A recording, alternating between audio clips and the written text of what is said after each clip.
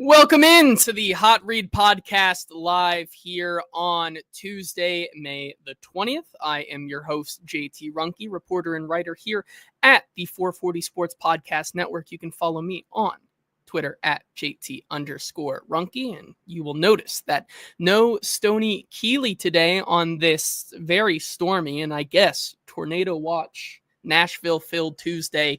That is because Stoney has fled Nashville, hopefully by now. I'm not sure his flight today left, and so we hope that he is on his way to his vacation here as well. So we do hope that he made it, and if not, maybe he'll join us here in the chat. But Stoney Keeley taking some well-deserved time off as we get closer and closer to Memorial Day weekend. So just me today breaking down everything that we heard from Brian Callahan, Tony Pollard, and all of the new Titans vets that we had not gotten a chance to meet with today yet.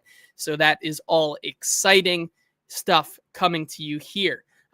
Real quick as well, just wanted to let you guys know that we have our show today on Tuesday, and then on Friday, I will also be gone. So myself and Stoney pre-recorded a show here for you guys as well that we kind of let a Q&A go on Friday for some topics that you guys wanted us to talk about. So we have that pre-recorded and ready. Z Dean, good to see you here in the chat. If you guys want to join the conversation today and talk about anything that we heard from Brian Callahan and all those Titans players like Z Dean, do us a favor and head on over to the 440 Sports YouTube channel where you can join the conversation. I do hope Stoney enjoys his vacation as well. Presented by M.L.ROSE Craft Beer and Burgers here at 7 locations in the greater Nashville area: Capitol View, Franklin, Gallatin, Melrose 8th Avenue, Mount Juliet, Sylvan Park, and another location coming soon to Inglewood near East Nashville, also sponsored by Sinkers Beverages. More on them later. And we can get into what we heard from Brian Callahan and the rest of the team today.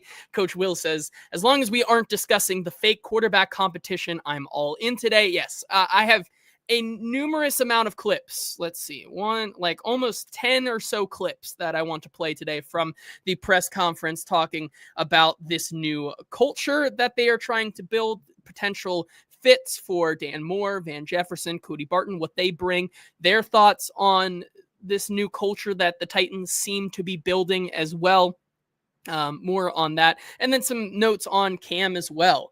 Coach Wills also says asking the question at this point is a waste of an opportunity, which I would also agree with, because I even if Cam is QB1 on this team, which he is, I don't think there's any debating that. Like, it would be wrong for a coach to say that there is not competition. Competition, generates better play.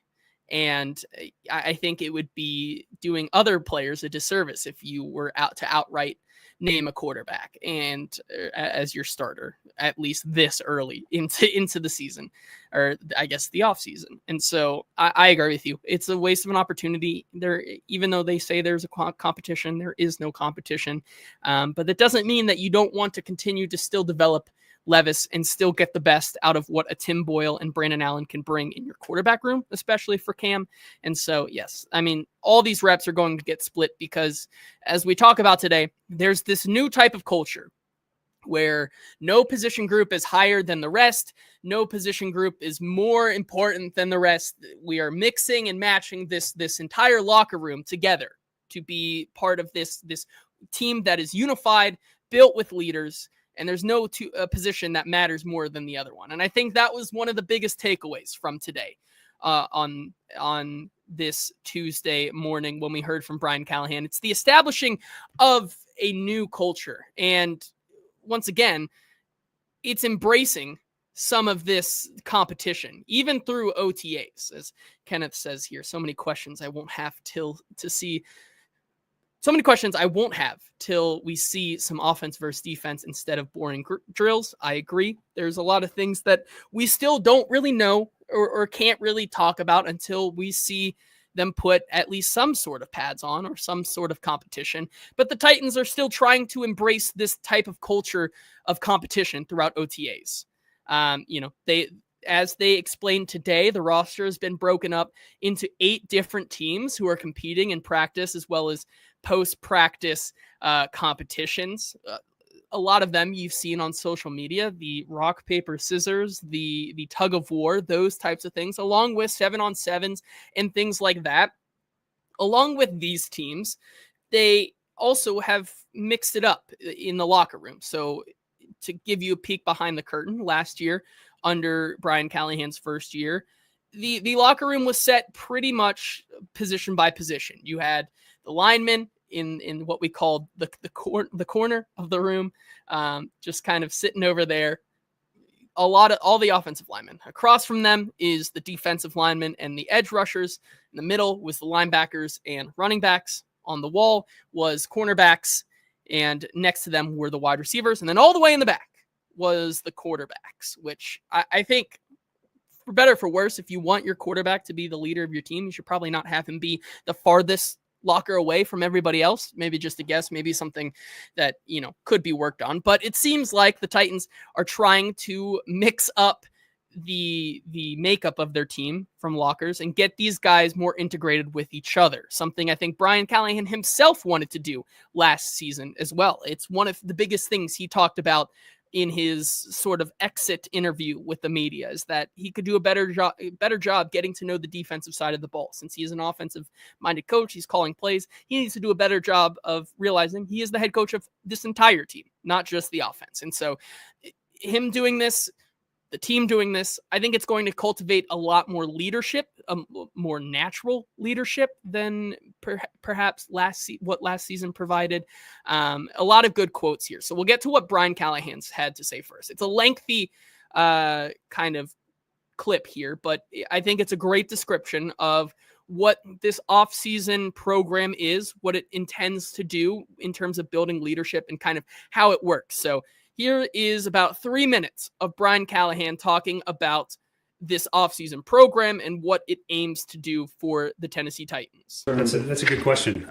It's something that we've really put a lot of work into. What I mean by that is it's an emphasis for us as well. Just like we emphasize trying to eliminate those negative plays and our execution, there is a leadership emphasis. And part of the reason I did what I did with our dividing our team up into teams is now they're all accountable to each other on that team. There's a leadership that starts to grow because now each team has a captain and an alternate, and now you've got more people in leadership spots.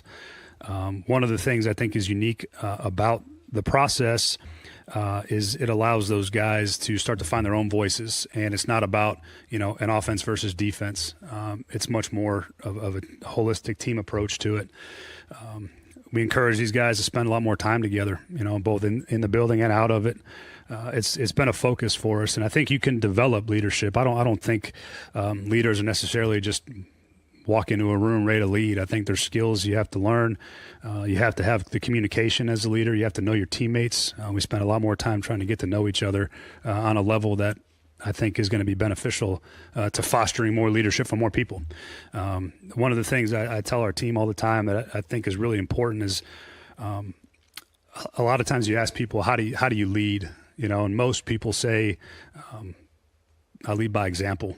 And my retort to that is there's really no such thing in pro sports. Leading by example is the expectation. That's your job, to be on time, to do what you're supposed to do, to work hard, to study. That's part of that's in your contract, And so my challenge to our team this year was to do more of the things that require bringing people with you, making other people better. And so leadership is something that we talk a lot about. It's a focal point of our off season, and the idea is that you develop a team full of leaders, and everyone has different styles. But it's something that I think the more people you have that are comfortable in those roles and understand that it's more about how you interact with people and how you make people around you better, that part of it I think is something I'm excited about. So. And how do you keep it going that way when you turn to offense, defense, man? The four what? One more time? The four teams. There's 8 teams. Oh, sorry. Yeah, 8 of them. And do you keep that going when you turn into offense, defense? Yeah, it's all. They're still also. The cool part about it is, you can earn points a lot of different ways. For example, let's say defensively, Amani Hooker has an interception. That's a 3-point swing for his team. But on his team is also the quarterback, and the quarterback threw the interception, so that's a minus 3-point swing. So really, he's a net zero for his team for that particular play. But what it does is you see more communication, more conversation, more accountability to other folks around the team, and they get to know each other on a different level than maybe just offense and defense. You know, that's one of the things I think we need to do a better job of, is just the whole team interacting more, you know, not just by position or by side of the ball. And I think. And so that, to me, first of all, like, I'm glad somebody else caught that as well, like Eddie. He says, since apparently our head coach is Dumbledore, who do we think Ward's house is? Of course, Ward is definitely Gryffindor. This new house style point system that the Titans are implementing here with Brian Callahan, certainly I think it's a funny way to look at it, but it does seem to want to bring out natural leaders, which I think is one of the big things that the Titans need. And, you know, Coach Wills brings up an interesting point that if he really lost control of the program and had no leaders in the building to help with accountability, this is a way to look at it. I would offer that there is a different angle to be taken. I don't think he lost control of the program and had no leaders. However, you look at what going into last season, the leaderships, we can go back to Jeffrey Simmons being the main leader on the team last year and having that whole big training camp thing where he gets into the scuff with Buck, these whole questions of like, this is the guy we have leading this team. Do we not have any other leaders? You had that whole thing of where's the leadership going to come from this year? And you didn't have much besides a Jeffrey Simmons, and Harold Landry was never really seen as that leadership type. So a lot of the weight was on his Jeffrey Simmons' shoulders. And the other guys you were expecting to be leaders almost immediately were an amalgamation of key guys from other teams via free agency. Calvin Ridley, L'Jarius Sneed, Tony Pollard, guys like that. Guys who had to combine with some of these first-year starters like Will Levis and T'Vondre Sweat, who certainly had character questions about themselves. There just was not a recipe for this group of guys last year to come together and find the leadership that they needed. Now that they have another offseason where you're not expecting your leadership to come from these amalgamation of free agent players and things like that, and you have guys who have been in the system once, guys bring in the right type of vets that this team wants to bring in under the Brinker-Borgonzi system, and drafting and developing leaders and growing them through this type of system here. I think it's not so much that he lost control of the program, but I do think that there is a real possibility that when, like Zedine says, taking more ownership of the team this year, when things went south, no one stepped up and owned the poor play besides really Jeffrey Simmons. You're hoping that there's more camaraderie this year amongst the team. And when things go bad, it's a team effort versus when you got to last year and a lot of players were talking about playing for themselves. That's something that just simply can't happen. And now the hopes is in this new kind of establishing of a culture, establishing of this offseason program and competition, you won't have much of that going on. Richard says last year was a collection of players forming a bad team with a gang of inexperienced coaches, aka not a recipe for success by any means. And so this Harry Potter style house system where people are getting 3 points to Cam Ward, who is obviously Gryffindor. I do like Jacob saying MPF was Hufflepuff. Will Levis is Slytherin. Zedine saying the winning team gets a prize of overstocked Levis Mayo cologne. I have no idea what the teams are. I don't think that they are based on where you are in the locker room, although it is interesting to notice that Sneed, Coburn, Brownlee, Ridley, and Ward are all together near each other in the locker room now, which I don't think is, as much as they want to say it's random, having guys like Sneed, Brownlee, Ridley, Ward, Pollard very close together, I think is more by design than they want to lead on. I think that you have a lot of guys who you can look at, young guys with leadership qualities. Keandre Coburn was an unsung kind of guy in that locker room who brought a lot of presence last year. Ridley with Ward, Pollard with Ward, Brownlee with Snead, those types of things. I think those are really important there. But we also had some of the other players chime in on this new culture and this new offseason program, specifically one that a lot of people want to talk about today, Cody Barton, who Sean O'Reilly says Cody Barton looks and sounds crazy, just what you need in a linebacker, as well as Coach Will saying, I'm a Cody Barton stan. Dude just has unrelenting energy, which is what you want from you. We talked about him being that more Kenneth Murray style linebacker, but it never felt like Kenneth Murray had the intensity and the energy that you needed to play that type of linebacker. Cody Barton absolutely does seem like he has that energy. Here's what he thought about this new offseason program and how they have structured their offseason. You've seen an offseason competition program like what you're doing now? No, I have not. Really? It's very competitive this time of year, here at least, but I've not seen it anywhere else where it's this highly competitive, and, I like it a lot. It's... Paul, you can't cut him off like that. I apologize. Okay, let me go back to him real quick. I was almost done anyway. But yeah, very competitive here. It's just raising the bar for everybody. You got to be urgent at all times. Especially, it's easy in spring to just, this is my 7th spring, so it's easy just to be like, kind of go through the motions or this, but not here. No, you got to be on your P's and Q's here. Sorry, go ahead. Have you scored, you're conscious of how many points you've scored? Probably the most on the team. No, I have no idea. I'm not sure. I did lose a competition yesterday, though. I was pissed about. My wife gave me a hard time last night about it. It was like dragging a sled with a rope, but staying there and, tugging it. I don't want to relive it, and I don't want to say. Also, shout out Paul Garzi getting reprimanded in the middle of that question, but certainly breeds competition, which is good. And I like Coach Wills here saying Cody Barton is our accountability officer. Jacob saying he looks like a coach. He does. I thought they brought the wrong person out, first of all. I didn't really know what Cody Barton looked like because this was the first time that we've been able to see them speak to the media. No idea what he looked like.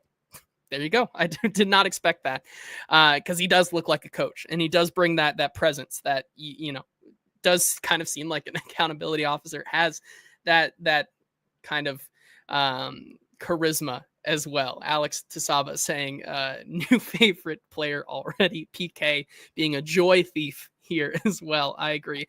PK was very interested to see who's scoring these points, and it seems like Chigakonkwo won the day for his team and Cody Barton did not. Yes. So, once again, to be talking about those things with your team, to be talking about that in general, like, those are good things. Like, I don't think right now a lot of these players, we should be harping these players about the results that they need to put on the field in September, right? I don't know if that does a lot of good right now with so much time to go, but to be seeing those things, those camaraderie, that type of thing, that mentality, when we do go to them and they're on a 3-game losing streak and they're able to band together, I think this is where you start to see that pay off. Now, someone who isn't new to the team, at least this year, Tony Pollard, also chimed in on the new culture, and maybe not, maybe a more relaxed guy in the room, but here's what he had to say on this new offseason program. I think it's a little unique as far as like the team and the points and things like that. But as far as just, being connected and, just guys hanging with each other outside of the facility, that's something that I was similar with in Dallas. Makes the team get closer, building that connectivity, just kicking it with guys outside of football, outside of X's and O's, just learning about your teammates, learning the backstories, just doing things outside the facility with the guys, so it's a great thing for the team in the long run. Have you been scoring some points? What was that? Have you been scoring some points? Yeah, we got a good score right now. Who's on your team? It's about 10 or 12 guys right now. So, yeah, got about 10 guys on my team. And associate captain of your team? Right now, I'm the captain of the team. The associate captain is T. Sweat. What are you guys playing for? That's a good question. I'm not sure what the prize is. I just know guys are competing, making it fun, and it's a good thing to have that, that. Yeah, there's a prize apparently. There's also a punishment if you come in last. Apparently, not sure what those are. And as Alex says, the good vibes are here right now so far. However, I think there is another way to look at this, wrapping up this whole shift in culture narrative that we talked about today. There is this other one, which, along with what we've talked about with Cam Ward this offseason, there is healthy skepticism to have, because, as he said, Kenneth says here, I'm not being fooled by the kumbaya offseason. I'm hoping to see a little more inter-squad fights and nastiness. There's another part of this where how much does this offseason program and this culture change convert into wins? It may help your team travel through the mud of losses and the hardship there, but how much does it really contribute to the wins? And I don't know exactly. I think Coach Will says Kenneth hates good vibes, which, if you know Kenneth, he's been around here he keeps our vibes in check around here for sure. However, how much does it really translate to wins, I think, is going to be a big question for the offseason, because you do have to have more than just camaraderie and leadership on your team. You have to have the product on the field. And so do these things show up in the more chemistry out of the gate in training camp, things like that? I think that's a way where you can see a difference from last season, where, this team was really struggling to get things going in training camp and at the beginning of the season. Will that translate to more wins because this team knows each other a lot better, have more leaders on this team to get them going and get a fast start? I think that's one way that this could lead to more wins. Could it be, more in-game type of things where we see these guys have that better, deeper connection with each other and know how to, kind of run the offense and defense a lot better than maybe last year's amalgamation of a team did, potentially. I'm not sure what this really looks like in terms of contributing to wins or losses. However, I do think that, much like our conversation last week when we talked about, going into the offseason and rookie minicamp and things like that, this team needs to start on a better foot than they did last offseason, which was really not being able to gel on offense. The defense looks strong, but how well put together were they? How can the rookies impact immediately?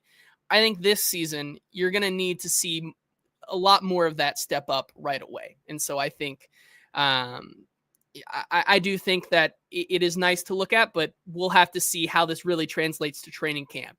I think that's going to be the real test. Coach Will says, we do this at the high school level. Only way it works is if you have complete buy-in to the program. Seems like, obviously, as Brian Callahan talked about, it's their job. Playing these silly games is their job. And so I would hope that a lot of them have bought in, and it seems like, you have the side where Cody Barton's down for competition whenever, is going to be that guy in the room that gets everybody to stay on track of it. It feels like Tony Pollard a little bit more, I wouldn't be afraid to say that he seemed a little more standoffish to it, maybe questionable of it. Like, what are we doing? This is what we're really doing on an NFL team. But I do think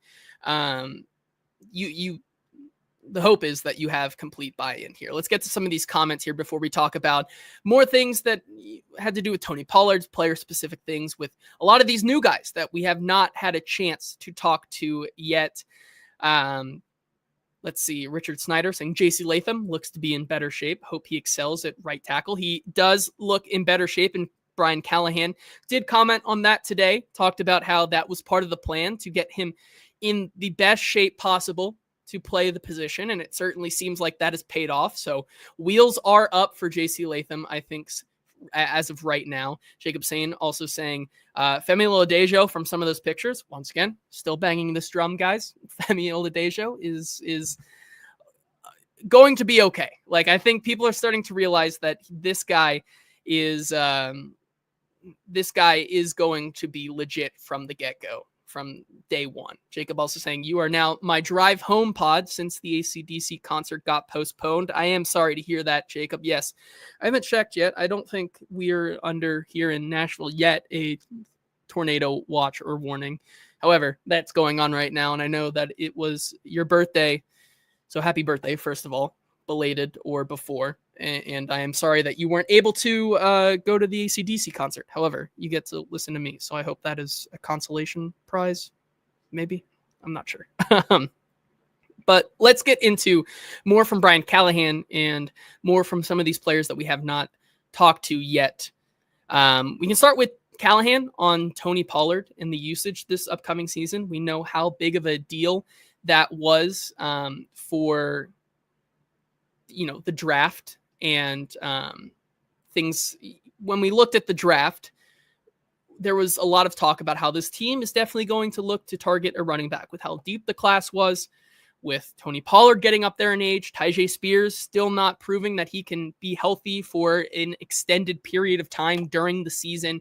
It's fair to say that I think this team wants to incorporate a lot more usage in the backfield. And whether you believe that or not, I do think that the way they're setting up this team with a new quarterback that plays a lot more out of structure, I think it's fair to say that you want more change of pace type of guys in there. You want a healthier dosage of Tyjae Spears.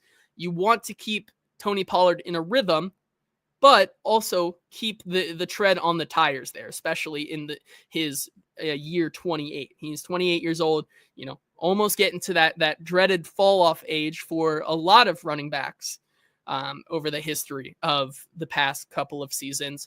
But then also, how does Kalel Mullings or Julius Chestnut fit in? Here's what Brian Callahan had to say on Tony Pollard, his return from injury, and what the usage could potentially look like going into this season, along with Tony Pollard's thoughts on that idea. Depend on his health or other factors? Yeah, I think he's battling the second half of the year quite a bit, but I think in a perfect world, it's a healthier division of labor. I think he ended up carrying the ball a lot. He was our most productive running back, and then Tyjae had some injuries early too, so he ended up playing a lot early, and then Tyjae sort of came on as the year went on further. So I like really both of those players a lot. I think we can do a better job of managing that load so they both play a little more evenly, and allows us to maybe have a spot for a third back between Julius and Kalel, some heavier style back and runner. So hopefully that division of labor gets a little more evenly distributed so he doesn't have to take the brunt of it, and we can get 17 games out of all those guys at their best. I think it's pretty much understood the type of guy I am, how physical I am on and off the field, and being able to play through things. So I'm good with however we go, just trying to make sure we can win these games. I come back to this idea that Brian Callahan in his last season with Cincinnati continued to use three backs pretty efficiently there. You had Joe Mixon, who I think does translate to the Tony Pollard role here. I think Tyjae Spears is more of the Chase Brown role, the receiving back, the guy who can play out of structure as well, especially when you talk about with Cam Ward, that, is going to be able to run routes better than anyone else in that running back room. And then a third hybrid type of guy in Kalel Mullings to play more of a Samaj P. Ryan role when you need the dirty work on those late downs, the third downs and goal line type of work. I do think that there is a path for the Titans to maybe pump the brakes on a massive load for Tony Pollard and be able to share and distribute that amongst the rest of the guys here. And so will we see that in action? I think that is the end goal, but not sure that, once again, if you want to get your rookie quarterback in rhythm, especially through the first couple weeks of the season, I think a reliance on a stellar run game is going to be a key to that. And who better to get into rhythm and get into sync with a lot of those carries at the front end of it than Tony Pollard. And so I think there's two different worlds there that we see. And I think as we get into the season, I think you see those collide into a healthy medium of these different guys. Now let's move on to some of these other new Titans that we got to talk to today. But before that, have to give a shout out to our presenting sponsor, M.L.ROSE Craft Beer and Burgers, with locations all across the greater Nashville area: Capitol View, Franklin, Gallatin, Melrose, 8th Avenue, Mount Juliet, Sylvan Park, and coming soon to Inglewood near East Nashville. M.L.ROSE, the best spot, whether you're going for trivia night, which, speaking of all the Harry Potter stuff, I think they're doing Harry Potter trivia this week. So check your local M.L.ROSE to see when that is.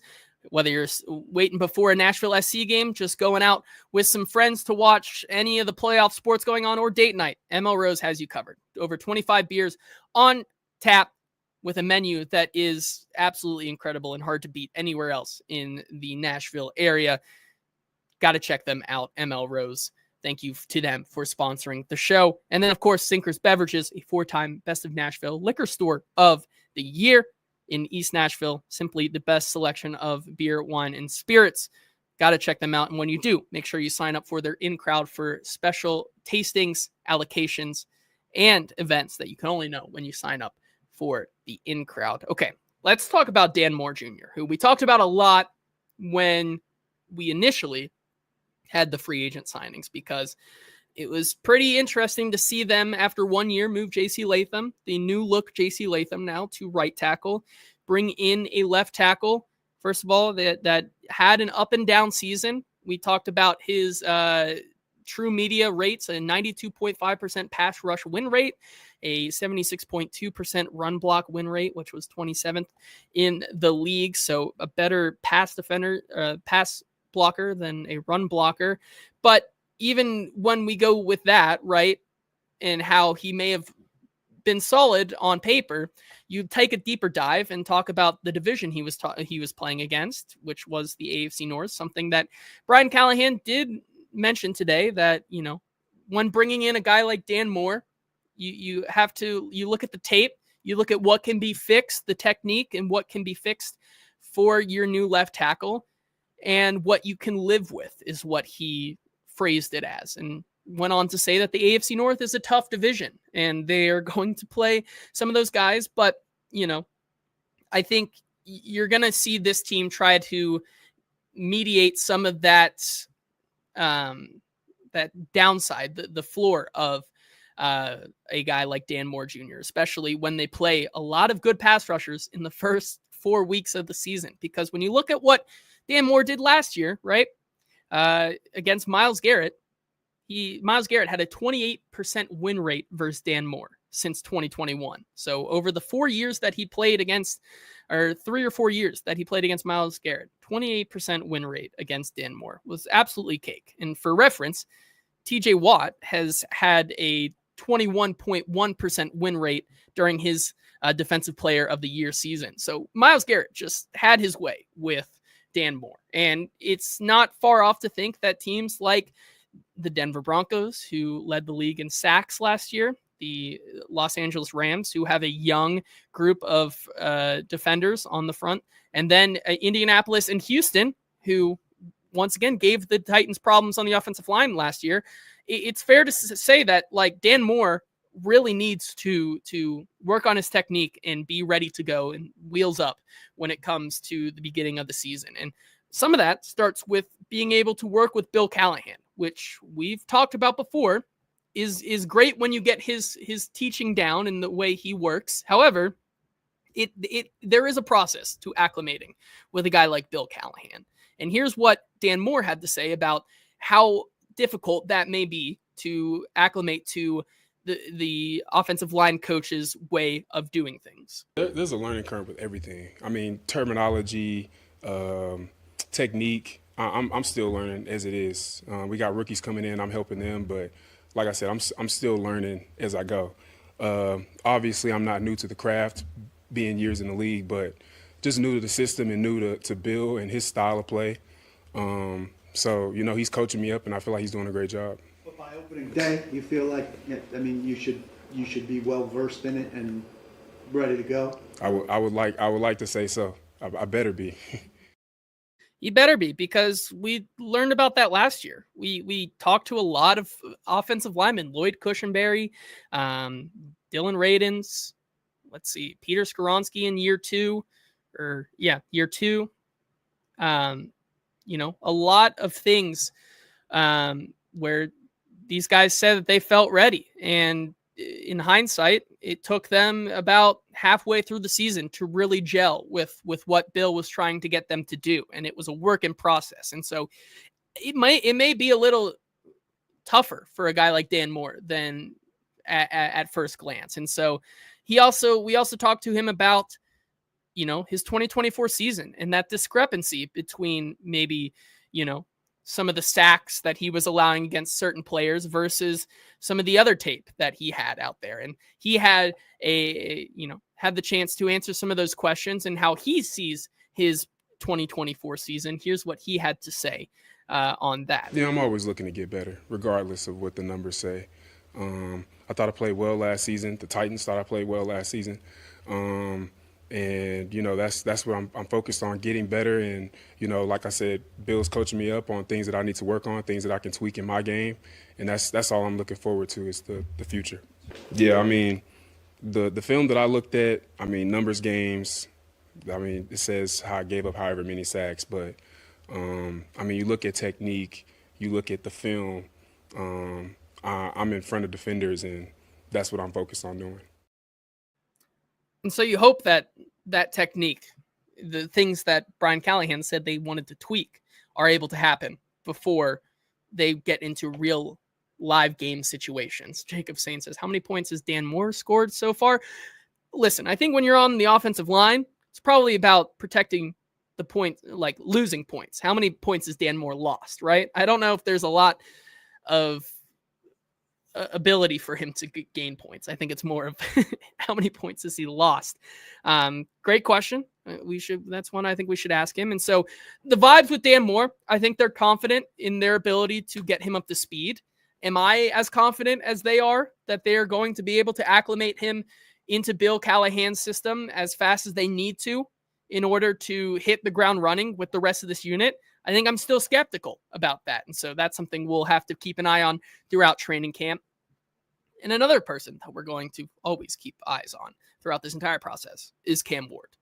And, you know, as we kind of asked them what the approach was in phase 2 and 3 for Cam Ward. And obviously we talked at the beginning of this episode about the divvying up of snaps and opportunities between Levis and Cam and the rest of the quarterbacks and this sham quarterback competition that is happening. But I do think that there were some interesting tidbits about Cam today, specifically the difference in the install of this offense, the difference in this year wanting more calls to be made on the line of scrimmage. Brian Callahan talked about how, you call 2 plays in the huddle, and we want the ability for our quarterback to switch between those to happen, and potentially why that didn't happen. Here's what Brian Callahan had to say on, wanting to use more play calls at the line of scrimmage and be able to be flexible that way.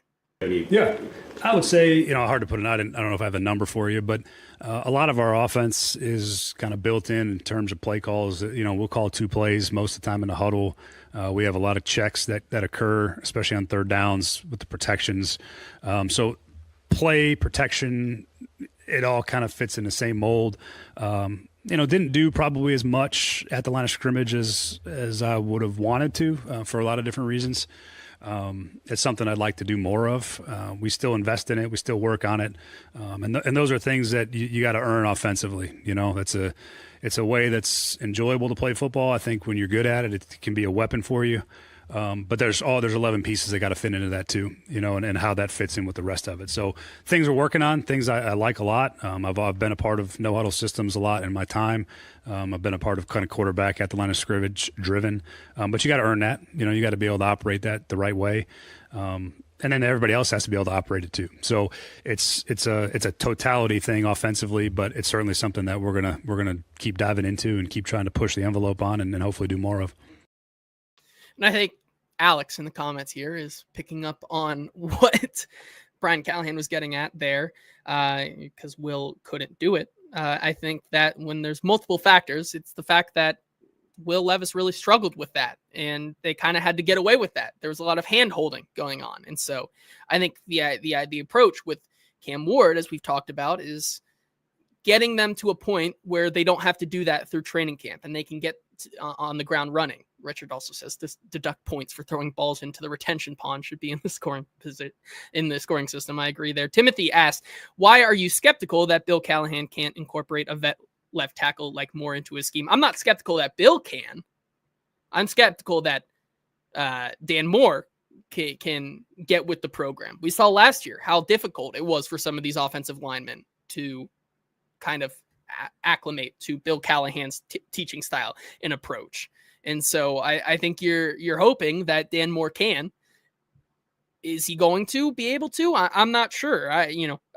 Dan Moore certainly is deserving to be a starter in this league, but by no means do I think he's in the top tier echelon of left tackles. And so if Lloyd Cushenberry struggled just like the rest of this offensive line did last year, I do think that there is definitely a learning curve that he needs to prove that he's going to be on top of. And so that's where I'm coming from with my skepticism there. A couple more clips on how Cam has impressed some of these veterans throughout the early part of OTAs in this program.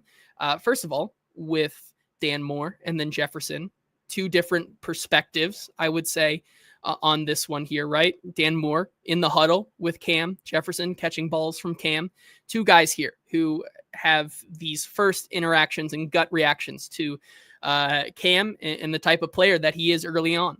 One of the hardest things for a quarterback, I feel like, alone is just being able to get a grasp of the huddle, be able to fluidly say the play and remember the play, and just have a sense of direction and command of the huddle as well. And I feel like he has that. I feel like whenever he's talking, he has a sense of confidence that guys can feel.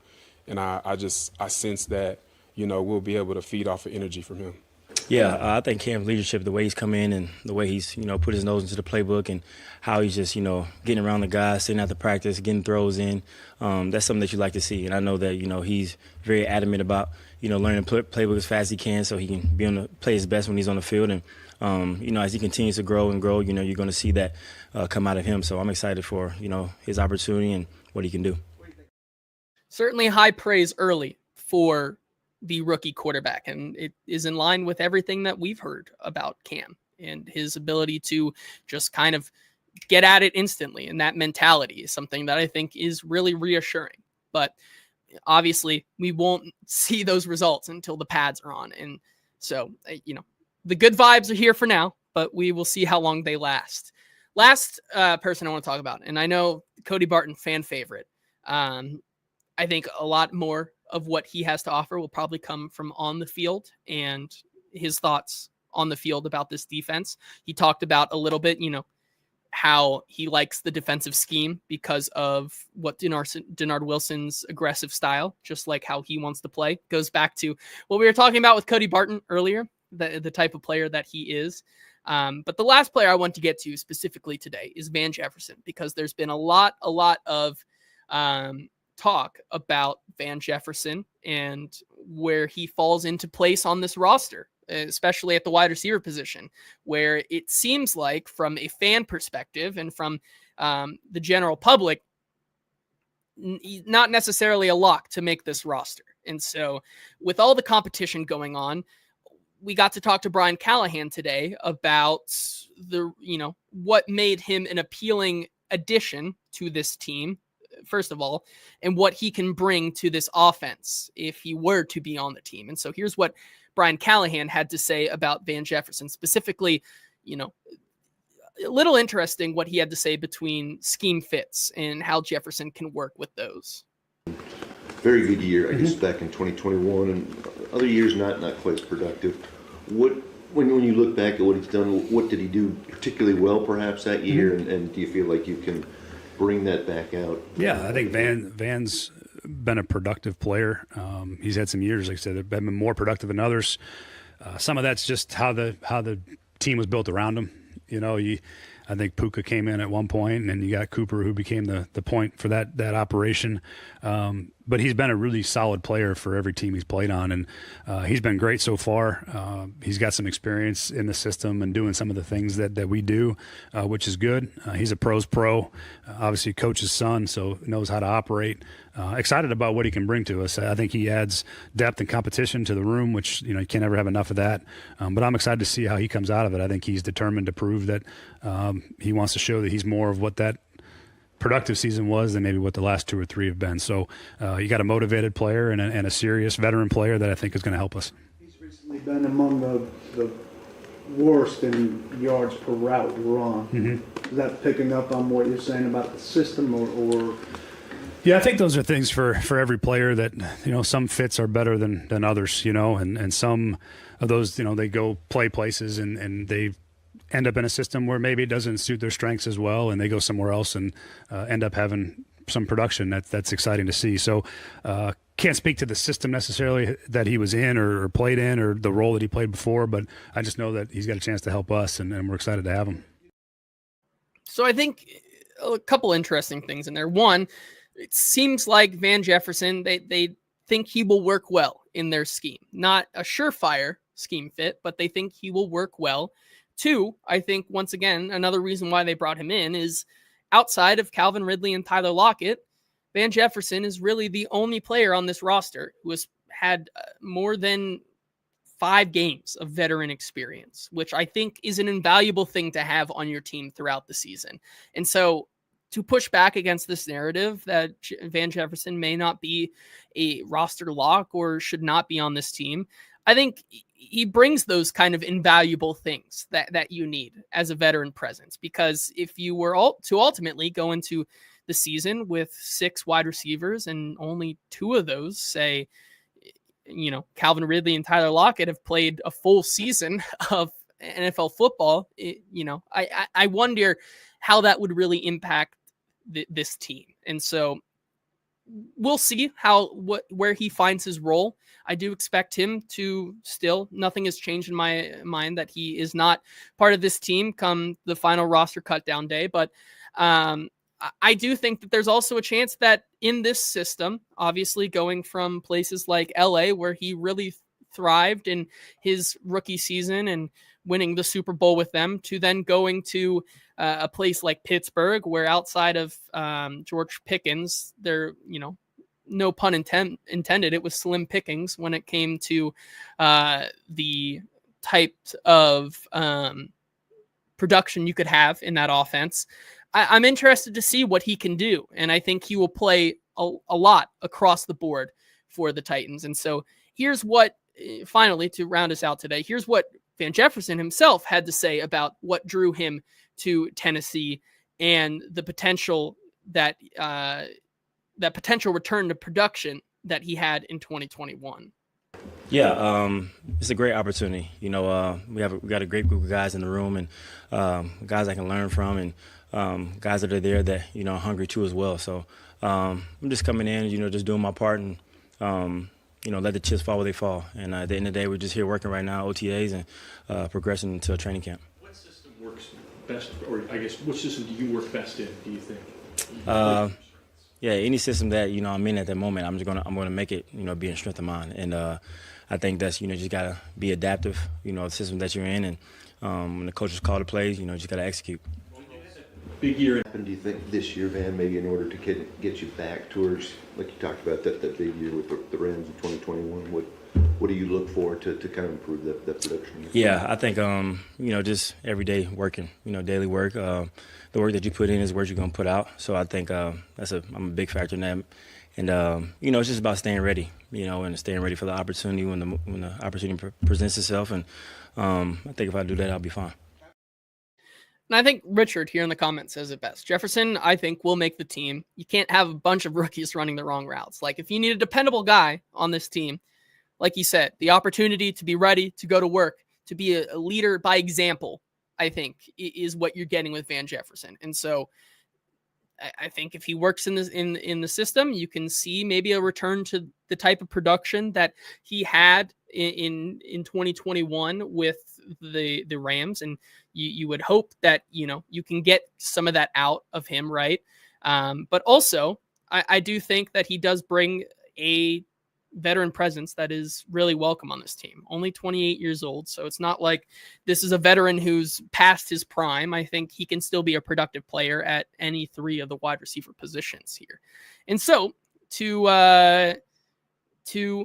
kind of round things up here, vibes seem to be very good for the Titans right now, as they should be. Once again, it's a little bit like last year. The honeymoon period is here, and last year it was with a new coach. This year it's with the quarterback, and things look to be up on the upswing. But will that translate into wins? Will that translate into a strong start to training camp? Will it have a strong start in in mandatory minicamp, in the OTAs that we're able to see? Are we going to see a little bit more of that leadership happen immediately? Those are the things that we still just don't know. And so I think this sets the standard, right? I think we are expecting a little bit more leadership from across the board from the Titans.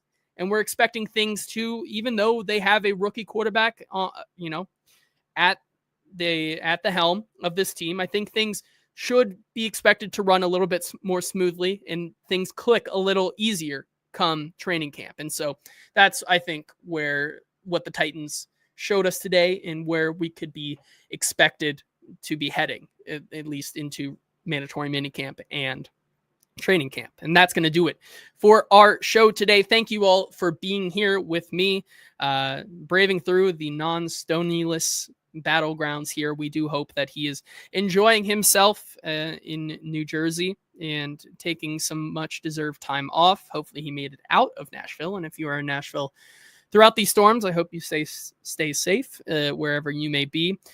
We will be back on Friday, not live, but me and Stoney have recorded a Q&A episode where we talk about more of these things, about the expectations of Brian Callahan in 2025, more about the wide receiver room and other things like that. And we have that episode ready to go for you guys on Friday. And then no show next Tuesday, but we'll be back on next Friday to recap some of OTAs and get into some of that. So until then, we appreciate you guys being here with us. And this has been the Hot Read Podcast. We'll talk to you then.